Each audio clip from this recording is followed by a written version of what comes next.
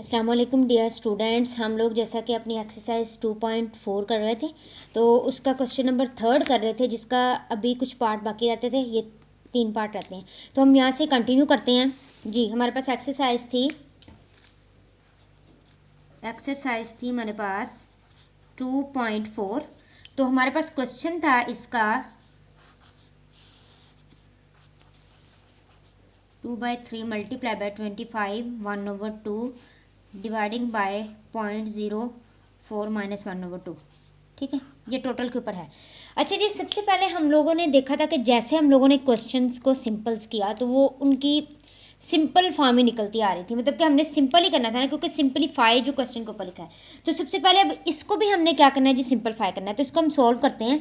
तो सबसे पहले जैसे मैंने आपको फैक्टराइजेशन करनी बताई थी कि आपने कैसे करनी है, बिल्कुल वैसे इसकी भी कर लेनी है 216 की और 25 की भी, और एज इट इज़ ये भी हमारे पास हो जाएगी। ठीक है, तो हम करते हैं इसको सॉल्व।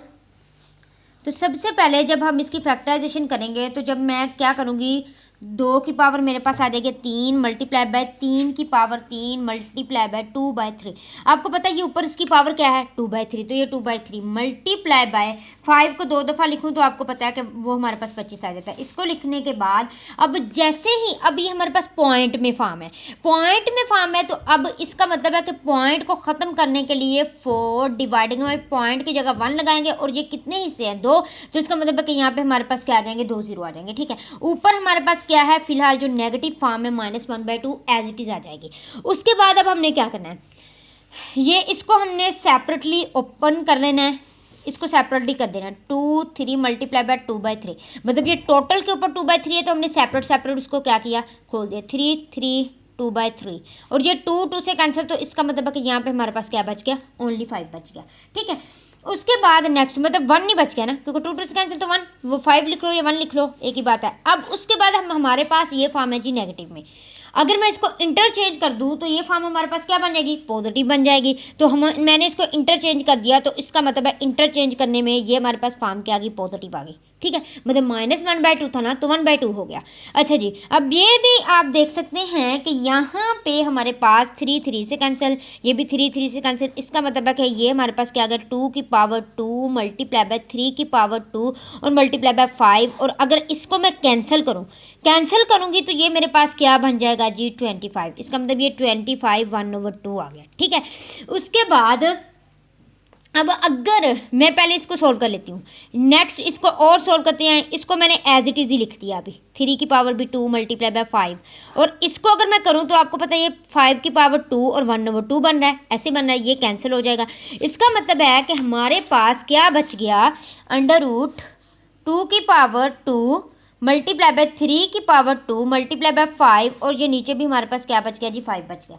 अच्छा, अब हमारे पास ये 5 बच गया, तो इसका मतलब ये हुआ कि हमारे पास ये टोटल जो हमारे पास है, जो ये टोटल हम कहते हैं कि हमारे पास जो हमारे पास जिसर होती है ये टोटल 1/2 के बराबर होती है। अगर मैं इसको ओपन करूँ तो इसका मतलब है 2 की पावर 2 मल्टीप्लाई बाय 3 की पावर 2 मल्टीप्लाई बाय 5, और ये नीचे भी 5, और ये 1/2 टोटल के ऊपर आ जाएगा, क्योंकि सब के ऊपर है, पूरे क्वेश्चन के ऊपर है। तो इसका मतलब है जैसे अब इसको खोलूँगी 2 की पावर 2 मल्टीप्लाई बाय 1/2, 3 की पावर 2 मल्टीप्लाई बाय 1/2 और 5 की 1/2। इसका मतलब है नीचे भी इसी तरह 5 की पावर 1/2। इसका मतलब ये 2 से कैंसिल। ठीक है, उसके बाद अगर ये 2 से कैंसिल है तो ये भी 2 से कैंसिल है। इसका मतलब है ये और ये दोनों कैंसिल हो गए। ये क्या बच गया, सिर्फ एक 2 बच गया, और एक हमारे पास क्या बच गया 3। तो ये हमारे पास क्या इसका आंसर क्या आ जाएगा 3 ये आ गया, और ये हमारे पास 2 आ गया, तो इसका आंसर क्या आ गया 6 आ गया। ठीक है, नेक्स्ट इसी तरीके से हम आप अपना अगला जो इसका पार्ट है वो कंटिन्यू करते हैं। तो वो हमारे पास है जी थर्ड पार्ट इसका। ठीक है, इसमें हमें क्या बताया गया है कि हमारे पास अगर 5 की 2 की पावर 3 डिवाइडिंग बाय 5 की पावर 2 और 3, ठीक है, इस तरीके से हो तो आपने इस क्वेश्चन को किस फॉर्म में सोल्व करना है। सबसे पहली बात तो ये है कि यहाँ पे ये इसके साथ मल्टीप्लाई हो रहा है, क्योंकि एक ब्रैकेट की फॉर्म में बंद है, और ये क्या है, ये 2 की पावर अगेंस्ट है, मतलब 2 को 3 दफ़ा मल्टीप्लाई करेंगे तो हमारे पास क्या बनता है 8, ठीक है। और यहाँ पे इसको क्या किया तो ये 6 आ गया। इसका मतलब है कि 5/8 मैं लिख सकती हूँ क्योंकि डिवीजन में 5/6। और अब मैं क्या करूँ 5/8 अगर मैं इसको लेके जाऊँ तो आपको पता है कि ये नीचे पॉजिटिव है, ऊपर जाकर इसकी पावर क्या हो जाएगी नेगेटिव फॉर्म में आ जाएगी, ठीक है। और आपको ये भी पता है जब बेस सेम होती है तो देन हम पावर क्या कर लेते हैं ऐड कर लेते हैं। ऐड करेंगे तो 8 - 6, तो इसका मतलब है कि हमारे पास यहाँ पे क्या आ जाएगा 2। तो जब 2 को 5 को 2 दफ़ा मल्टीप्लाई करें तो आपको पता है कि 25 आता है। तो ये हमारे पास इसका आंसर आ गया, ठीक है। Next same as it is question number जो इसका है 4 पार्ट, वो भी बिल्कुल इसी तरीके से होगा। तो वो भी हम लोग करके देख लेते हैं। वो हमारे पास इस तरीके से होगा कि अगर मैं कहूँ x की पावर 3 × 2, ये भी x की 3 की पावर 2, तो x does not is equal to 0 हो, तो इसको कैसे सोल्व करेंगे, ठीक है। तो मैंने कहा था कि अगर वो ब्रैकेट में बंद हो तो इसका मतलब है कि वो हमारे पास इस फॉर्म में। अब इसको मैं सिंपल सोल्व करूँगी तो ये मेरे पास क्या बन जाएगा 6, ठीक है। अब इसका मतलब है ये 3 की पावर 2 दफ़ा, मतलब 3 को 2 दफ़ा मल्टीप्लाई करेंगे तो हमारे पास क्या आ जाएगा 9 आ जाएगा। इसको मैं लिख सकती हूँ x की पावर 6 और x की पावर 9, ठीक है, क्योंकि तकसीम में है ना। अच्छा, अब आपको पता है कि जब x की पावर 6, ये नीचे तो हमारे पास पॉजिटिव है, अगर मैं ऊपर लेकर जाऊंगी तो ये हमारे पास क्या हो जाएगी नेगेटिव, ठीक है।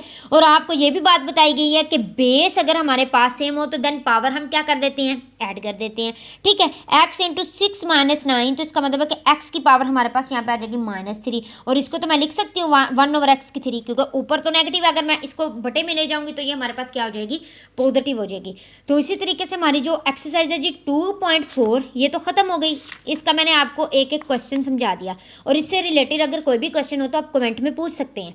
तो नेक्स्ट हमारे पास एक्सरसाइज कंटिन्यू होगी 2.4। तो इसका हम लोग पहला जो क्वेश्चन है, पहला पार्ट इसका एक करके देख लेते हैं। तो एक्सरसाइज 2.5 में क्या है हमारे पास है अयोटा की फॉर्म में आ जाते हैं। अयोटा आपको पता है कि इमेजिनरी फॉर्म का क्वेश्चन होता है, और जो आपके पास कोई भी वेरिएबल होता है मतलब वो हमारे पास क्या होता है रियल फॉर्म का होता है। तो ये उसने हमें कहा है कि ये हमारे पास जी एक्सरसाइज है 2.5। तो इसमें हमारे पास क्वेश्चन इसका क्या है 1, और उसका पार्ट हमारे पास 1 है अयोटा 7, ठीक है।